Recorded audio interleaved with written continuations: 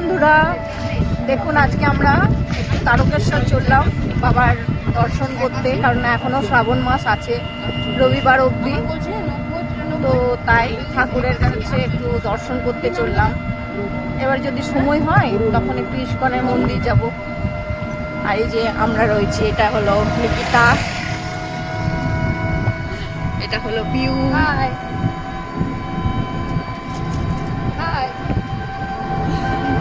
এবার মন্দিরে পৌঁছে নিয়ে পরে ফোন করব। দেখতে পাচ্ছেন এদিকে কত চাষ, প্রচুর চাষ, চারিদিকে মাঠের পর মাঠ। আর যেখানে আমরা উঠেছি সেখানটা তো মানে একদম ঘর, যেন ঘরেই আছি আমরা। খুবই সুন্দর, খুবই সুন্দর। তো সেটা একবার পরে দেখাবো।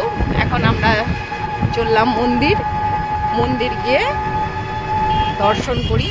দেখি আবার ফোন যদি নিয়ে যাওয়া যায় তখন বাবাকেও দেখানো হবে, দেখি। এখানে রাস্তাটা আমরা ওইটা বলতে ভুলে গেছি, কোটালপুর থেকে যাচ্ছি আমরা তারকেশ্বর। কোটালপুরে আমাদের কলেজটা, তারপরে যাচ্ছি। দেখি কতক্ষণ লাগে, 10-15 মিনিট, দেখা যাক এখন।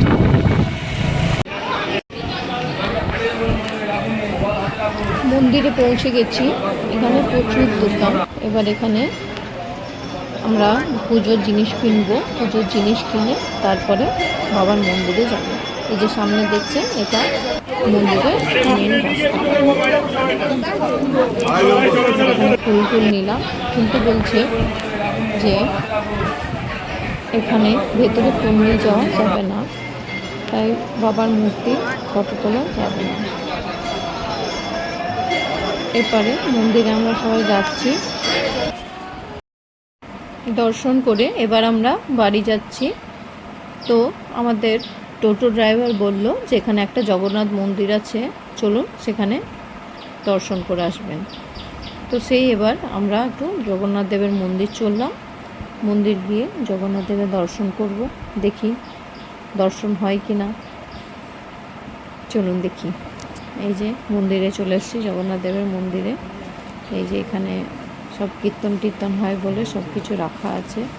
আর এখন ঠাকুরের ভোগ নিবেদন করা হচ্ছে, তাই আমরা এখন দর্শন করতে পাইনি। কিন্তু এই যে এইগুলো সব কীর্তনের জিনিস, তারপরে ঠাকুরের সব ড্রেস এখানে সুন্দর করে সাজানো আছে। এগুলো চেঞ্জ করা হয় ঠাকুরের ড্রেস, সেগুলো সুন্দর করে গুছিয়ে রাখা আছে।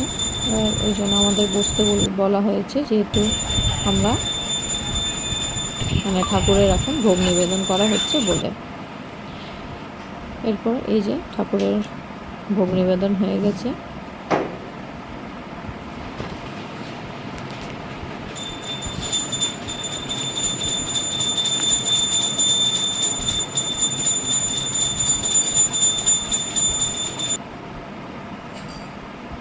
আমাদের এবারে প্রসাদ দেবেন ঠাকুরমশাই।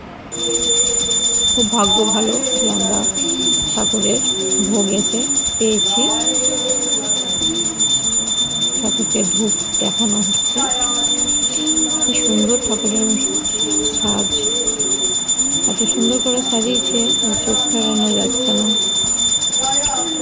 মন ভরে গেল এসে।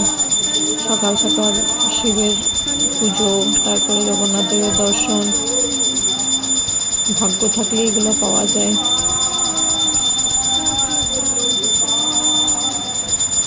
তবে মন খুব আনন্দ লাগছে যে সকালে উঠে ঠাকুরের পুজো, ঠাকুরের দর্শন, সারা দিনটা যেন একদম আনন্দে ভরে যায়।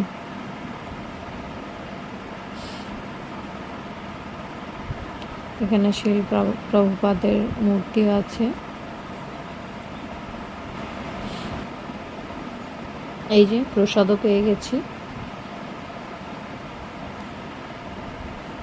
এবারে ঠাকুরের হয়তো একটু আরতি করা হবে। এই যে ঠাকুরমশাই আরতি করছেন।